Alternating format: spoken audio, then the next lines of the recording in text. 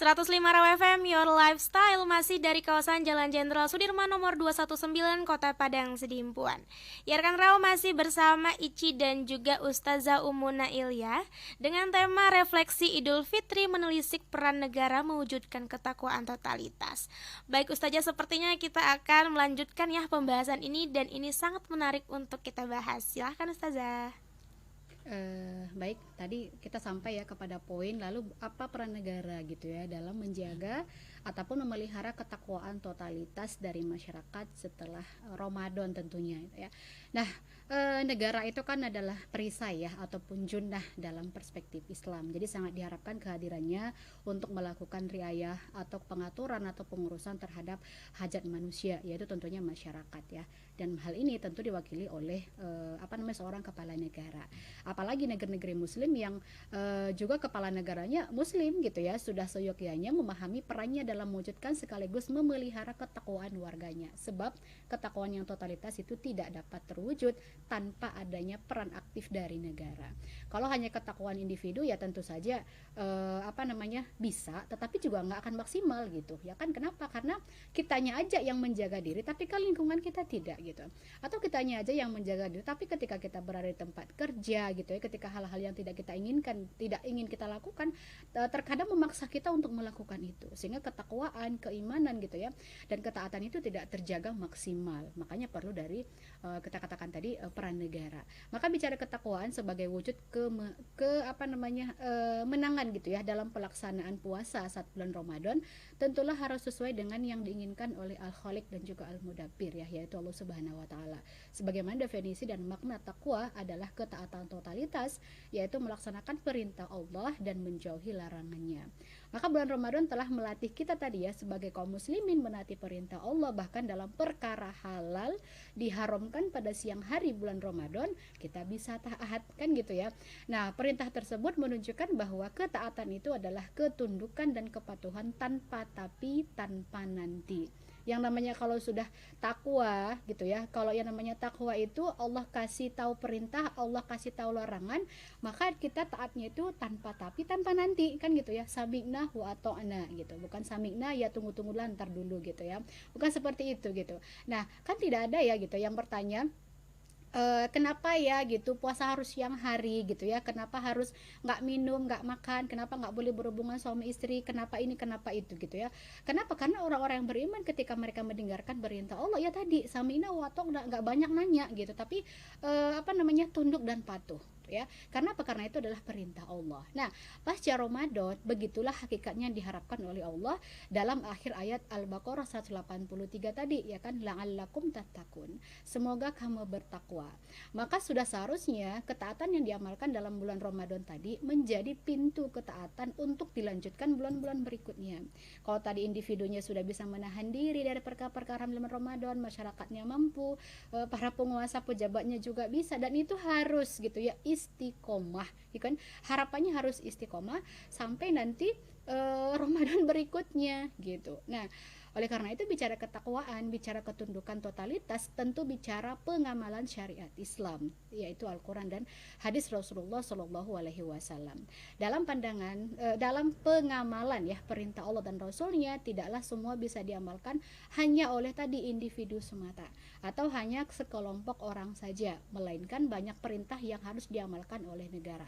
Salah satunya contoh apa? Inilah yang disebut dengan tujuan maqasid asy-syariah itu ya, dalam memelihara keimanan dan juga memelihara keamanan masyarakat. Maka terkait dengan keimanan ya, hadirnya negara ini kan sangat penting. Kayak tadi misalnya jika Ramadan tadi pintu-pintu maksiat seperti diskotik, jual makanan siang hari, tempat-tempat hiburan bisa ditutup oleh penguasa, seharusnya di hal lain pun bisa gitu ya kan, karena kan ini hal-hal yang bisa mengumbar kan, mengumbar dosa, mengumbar maksiat gitu. Nah kalau di bulan Ramadan ini bisa ditutup, seharusnya nggak di bulan Ramadan pun ini juga bisa ditutup seharusnya kan gitu ya. Itulah perlunya tadi peran dari penguasa ataupun negara. Nah, artinya negara dan penguasa punya kekuatan penuh untuk melakukan itu, sehingga pergaulan masyarakat terjaga dari seks bebas, ya kan, LGBT gitu ya, dan juga minum-minuman atau makan makanan yang diharamkan. Nah, sehingga kan ini membuktikan bahwa iman ataupun tadi ketakwaan itu terpelihara, itu ya. Maka secara individu bisa saja tadi saya katakan kita membekali diri dengan ketaatan. Namun bagaimana jika lingkungannya kita rusak gitu ya, dan tanpa diperbaiki atau dipedulikan oleh negara? Kapanpun dan siapapun tentunya bisa jadi korban, bahkan menjadi pelaku. Hari ini dia jadi korban, besok jadi pelaku, biasa gitu ya kan. Misalnya kayak korban pemerkosaan, atau kalau dia sudah merasa hidupnya tidak berarti sebagai macam-macam gitu ya, maka dia bisa menjadi misalnya merekrut orang-orang untuk dijual kan gitu ya, karena sudah putus asa. Atau korban para pedofil misalnya, mereka juga dunia korban karena merasa hidupnya nggak berharga lagi, akhirnya jadi pelaku, nyari mangsa lagi ya. Kalau negara nggak peduli tadi atau tidak memperbaiki ini, lalu siapa lagi yang mampu, yang memiliki kekuatan untuk menghentikan semua ini gitu ya. Dan tentunya kita harapkan tidak hanya di bulan Ramadan, nah kan gitu ya, tapi bulan-bulan setelahnya. Nah, selain itu gitu ya, penerapan sanksi yang tegas oleh negara juga akan menjaga keimanan masyarakat gitu ya, untuk bisa dicegah dari perilaku menyimpang ataupun maksiat. Dan sanksi tentu saja hanya bisa dilakukan oleh negara. Seperti ya tadi ya, menghukum orang yang pergaulan bebas ya kan, memperkosa gitu ya, korupsi dan sebagainya. Tentu ini hanya bisa dilakukan oleh negara. Atau misalnya ada orang yang nggak puasa di bulan Ramadan, atau orang yang nggak sholat, ini kan sebenarnya bisa negara melakukan memberikan sanksi gitu ya bagi pelaku-pelaku pelanggar perintah Allah gitu, sehingga tidak menjamur gitu ya orang-orang yang melakukan pelanggaran demikian. Mungkin orang nggak puasa kita lihat dosa kecil gitu ya, mungkin kan gitu ya, tapi dalam pandangan Islam ini dosa besar. Kenapa? Karena dia meninggalkan kewajiban gitu. Mungkin orang yang nggak sholat kita melihat sebagai hal yang biasa gitu, tapi dalam pandangan Islam ini hal yang luar biasa gitu. Nggak biasa dalam Islam orang yang sudah dewasa itu nggak sholat gitu ya kan, nggak biasa itu gitu. Nah, tapi kalau di dalam sekarang kita hidup di dalam sistem sekuler hari ini gitu, itu hal yang biasa gitu ya. Nah, itu ya, sehingga kita katakan tadi bahwa untuk menjaga keimanan gitu ya masyarakat atau umat kita katakan di negeri mayoritas muslim ini, tentunya kita membutuhkan peran negara yang lebih optimal lagi ya. Tentunya tidak bisa tadi saya katakan bahwa menjaga keimanan ketakwaan pasca Ramadan itu secara totalitas hanya dengan individu saja. Nah, kemudian terkait dengan keamanan gitu ya, contoh terdekat saja dengan budaya mudik yang setiap tahun kita lakukan lah begitu ya oleh masyarakat. Karena memang mudik ini kan kenapa banyak marak dilakukan, karena latar belakangnya memang banyak perantau ya kan, yang dari Sumatera merantau ke Jawa, merantau Kalimantan, Sulawesi dan sebagainya, sehingga hari raya karena memang juga termasuk hari cuti libur nasional gitu ya, sehingga ada waktu lah kita katakan begitu untuk merajut kembali silaturahim yang sudah lama tidak bertemu tatap muka, hanya dengan video call semata gitu ya, sehingga banyak yang melakukan aktivitas mudik gitu. Nah, tentu ini perlu keamanan yang ekstra gitu ya bagi para pemudik ya, bebas dari perampokan di tengah jalan, bajing-bajing loncat gitu ya, dan juga memastikan bahwa kendaraan-kendaraan atau transportasi yang dinaiki oleh para penumpang dan masyarakat itu adalah transportasi yang layak gitu ya untuk beroperasi gitu. Nah, atau kalaupun misalnya ada kemarin ini ada mudik gratis ya dibuat oleh pemerintah gitu ya, ini juga betul-betul harus lebih maksimal lagi ya. Artinya namanya juga usaha ya, artinya bisa diusahakan minus kecelakaan gitu ya kan. Kalaupun terjadi kecelakaan itu sesuatu yang sudah di luar kuasa kita sebagai manusia, katakanlah itu adalah qadarullah gitu ya, tapi kalau itu adalah upaya yang harus kita upayakan, kan bisa diupayakan maksimal gitu ya. Nah, kemudian selanjutnya juga tidak bisa kita lepaskan dalam kondisi juga fisik jalanan gitu ya. Memang tidak semuanya mulus gitu ya, tersentuh pembangunan yang baik. Masih banyak kan jalanan yang sepanjang Sumatera ini kita katakan bergelombang kan gitu ya, berlobang, bahkan rentan tepi jurang yang luput dari perhatian penguasa gitu. Nah, kalau ini terus dibiarkan dan tidak diselesaikan dengan tuntas, bukankah ini akan menjadi penyebab tingginya nanti angka kecelakaan transportasi saat arus mudik gitu ya, ataupun arus balik terjadi. Nah, itulah kakaknya fungsi negara gitu ya dalam Islam sebagai pelindung dan juga pengatur urusan khalayak. Jadi harus memang hadir secara sigap dan tidak pandang bulu gitu ya. Nah, memastikan bahwa segala fasilitas dan kemudahan bagi rakyat itu adalah tugas utama dari penguasa. Harusnya bukan hanya bus gratis yang disiapkan saat lebaran gitu ya, tapi juga ada fasilitas-fasilitas dapur umum yang gratis.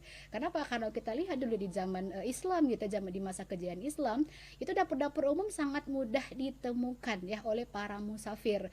Jadi nggak perlu khawatir kalau misalnya kita nggak bawa duit gitu ya untuk makan lah, kita katakan di jalan gitu. Kenapa? Karena negara menyiapkan dapur-dapur umum bagi para musafir gitu, sehingga ya apa namanya, mau berhenti capek lelah misalnya, kalau yang bawa kendaraan pribadi katakanlah seperti itu, ada makanan ada minuman. Nah, ini sebenarnya kita lihat sudah mulai ada ya kalau kita lihat di negeri kita katakan, tetapi masih sebatas di biasanya masjid-masjid gitu ya yang dia milik katakanlah itu milik individu, yang dibangun individu, biasanya kan istilah masjid musafir gitu. Nanti di sana disediakan minuman, teh, kopi gitu ya, bahkan ada cemilan-cemilan, itu sudah ada. Tapi kan kita harapkan kalau ini dikelola oleh negara tentunya fasilitasnya lebih baik kan gitu ya, dan lebih memadai, nggak cuma kopi, teh dan tadi apa namanya minum air putih gitu, tapi juga mungkin roti-roti kan gitu ya, lontong, sate dan sebagainya, sehingga para pemudik itu merasa betul-betul nyaman ya, dari segi transportasi juga aman, dan kemudian juga difasilitasi dengan makanan yang apa namanya memudahkan ataupun memuliakan para musafir seperti itu ya. Nah, jadi kalau kalau sekarang kan itu ya, kalau siap mudik ya siap duit gitu kan gitu ya. Nah, urusan makan di jalan ya urusan masing-masing dong gitu ya. Jangan ngadu lah gitu. Jangan ngadu kalau nggak punya uang makan, mau mudik kenapa mudik kan gitu ya. Nah, seharusnya karena kan ini kita bicara adalah budaya masyarakat kita yang ini nggak mungkin dihentikan kan gitu ya. Tentu ini sesuatu yang sudah mendarah daging bagi masyarakat kita di Indonesia untuk perkara mudik seperti ini kan. Ya nggak cuma hari raya sih, nanti juga di apa namanya di apa namanya hari-hari besar agama lain juga bisa terjadi seperti itu kan gitu ya. Dan ini kan juga hak semua warga negara gitu ya untuk mendapatkan servis lah yang terbaik dari penguasa ataupun dari negaranya gitu. Nah, ya kan. Nah, sehingga kita lihat memang makan apa namanya tidak boleh gitu ya negara itu absen gitu ya untuk apa namanya memberikan fasilitas terbaik kepada rakyatnya gitu ya. Mungkin nanti adalah itu yang nyinyir gitu, dari mana uangnya gitu bikin dapur umum gratis lagi seperti itu. Nah, tentu saja ada gitu ya, dan mungkin bahkan pasti bisa, karena jika Allah yang memerintahkan dan menjanjikan pasti itu mungkin gitu ya. Kuncinya taat saja sama perintah Allah kan gitu ya, dengan totalitas dari individu, masyarakat hingga negara. Insya Allah nggak cuma dapur umum yang bisa kita buatkan gitu ya, dapur umum, tapi segala fasilitas umum itu nanti insya Allah akan memadai dan akan menjadikan masyarakat kita khususnya di negeri muslim ya, terlebih di Indonesia menjadi negeri yang baldatun thayyibatun wa rabbun ghafur ya, berkah, kemudian juga diberkahi oleh Allah dan masyarakatnya juga mendapatkan keberkahan dari Allah Subhanahu wa taala. Amin, Allahumma amin. Mbak Ici. Baik, kalau tadi Ustazah bilang kalau sekarang tuh udah mulai ada dapur-dapur umum ya. Terus Ya. mudah-mudahan nanti lebih baik lagi. Terus nanti kayaknya setiap orang udah nggak bawa bekal makanan Nah, lagi nih Ustazah, dikhawatirkan. Kalau di mana-mana ada kan, ya iya. udah deh nggak usah bawa apa-apa, ntar di sana ada dapur umum. Jadi makanya bisa ya udah istilahnya kalau misalnya eh biaya kita terbatas nih Iya, untuk benar benar mudik, benar. jadi bisalah agak Iya. diringankan Iya, jadinya ya benar. Ustazah. Karena tadi kan para musafir itu ya seharusnya memang dalam Islam itu dimuliakan gitu ya. Karena Iya mereka benar. punya hajat tertentu yang memang harus ditunaikan, dan itu tidak selalu kan gitu Iya, ya. Itu karena kan satu waktu tertentu. Nah, saat-saat seperti itu. tertentu. Nah, gitu sekali setahun kok gitu Iya, ya. benar sekali. Seperti itu. Apalagi itu kan memang momen dimana kita berkumpul bersama Iya, keluarga, betul betul mudik, betul. yang sama sekali mungkin nih sebelum Ramadan dia Iya. udah mulai menabung nih Ustazah. Iya, betul betul. Ntar tahun depan kita harus pulang kampung, Iya. kita harus berkumpul sama keluarga Benar, gitu. benar, benar. Jadi bagaimanapun upayanya mereka sudah memaksimalkan tabungannya untuk bisa pulang kampung. Iya. Kalau itu udah cukup untuk misal ongkos Iya, pesawat benar. yang nggak sedikit, Iya. ongkos bus atau apapun itu. Jadi dengan adanya ya dapur-dapur umum ini mungkin Membantu meringankan. sekali gitu. Iya. Apalagi memang kebiasaan kita kan kalau sudah hari raya itu ada istilah tusla kan untuk ongkos segala macam Iya, gitu ya, benar, pesawat, benar. kendaraan darat dan laut. Mm-mm. Ini kan memang salah satu juga menyulitkan sebenarnya gitu ya. Walaupun memang kita akui juga ini adalah sebagai ajang apa ya, rezeki juga gitu bagi para transportasi. Tapi kalau coba bayangkan kalau itu juga naik berapa kali lipat gitu Iya, ya. Tentu ini juga. benar-benar. Nah, kalau ini misalnya ada pengaturan yang lebih baik lah kita katakan lebih bijaksana dari pemerintah, kita dari penguasa, tentu kan andai pun misalnya ada istilah tusla atau kan kalau misalnya negara mau bantu kan gitu ya, yang akhirnya nggak perlu naik gitu ya, tapi yang sisanya itu ya dibayarkan oleh negara gitu ya ke Iya, mereka gitu, sehingga yang ongkos pesawat tetap gitu, Tetap. ongkos kapal tetap, ongkos bus-bus dan travelnya Benar juga sekali. bisa tetap, sehingga kita tidak sulit kan untuk mudik tadi Mm. gitu. Jadi mudiknya berkah, Berkah. nggak banyak unek-unek di jalan. Iya. Ya kan, ongkos lagi ini lagi unting THR kan Iya. ya.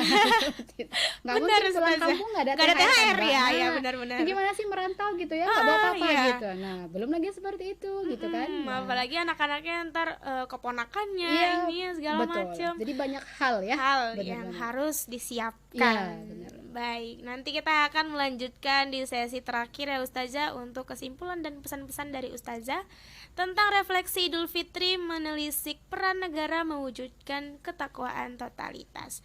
Stay terus di 105 Raw FM Your Lifestyle. 105 Raw FM Your Lifestyle masih dari kawasan Jalan Jenderal Sudirman nomor 219 Kota Padang Sidimpuan. Ya rekan Raw, kita sudah memasuki formasi pukul 11 di menit ke-56 dan itu artinya kita masih punya waktu untuk penutup ya Ustazah ini. Kesimpulan kita di siang hari ini tentang refleksi Idul Fitri menelisik peran negara mewujudkan ketakwaan totalitas. Silakan Ustazah. Baik, kalau untuk closing statement gitu ya, seperti yang kita bahas tadi dari awal, bahwa yang namanya ketakwaan gitu ya, ataupun ketundukan keimanan yang totalitas itu yang memang sudah kita latih di bulan Ramadan ya, dan mudah-mudahan tadi kita katakan mudah-mudahan kita menjadi orang-orang yang dalam Quran surah Al-Baqarah 183 itu la'allakum tattaqun itu kita menjadi bagian di dalamnya gitu ya. Dan tentunya tadi bahwa ketakwaan itu kan, kalau kita berbicara takwa tidak hanya sebatas sholat, puasa tadi ya, zakat dan haji yang kita lakukan secara individu, tetapi ketakwaan yang totalitas itu adalah ketika kita memang seluruh kaum muslimin gitu ya, mulai dari individunya, masyarakatnya sampai negerinya gitu ya, menjalankan perintah Allah dan meninggalkan larangan Allah, karena disebut dengan totalitas gitu ya, secara kafah itu menyeluruh, itu bukan secara individu ya, tetapi secara sistemik seperti itu. Sehingga apa yang sudah kita latih dari individu-individunya di bulan Ramadan gitu, dari masyarakatnya, bahkan tadi kita katakan para penguasa, para pejabat kita juga mampu gitu ya, menahan diri ketika bulan Ramadan, kita harapkan ini berlangsung gitu ya, dan juga istiqomah bertahan sampai nanti Ramadan berikutnya. Tentu ini tidak akan bisa kalau hanya individu-individu yang bekerja gitu ya, perlu penjagaan gitu ya, penjagaan dan juga jaminan dari negara untuk menjaga gitu ya ketakwaan dan juga keimanan masyarakatnya, warganya atau umatnya gitu ya.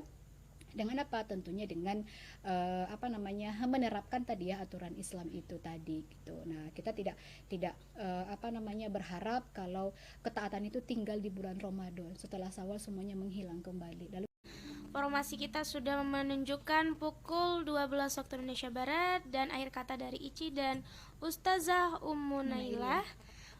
Akhir kata dari Ici, wassalamualaikum warahmatullahi wabarakatuh, and see you, bye bye.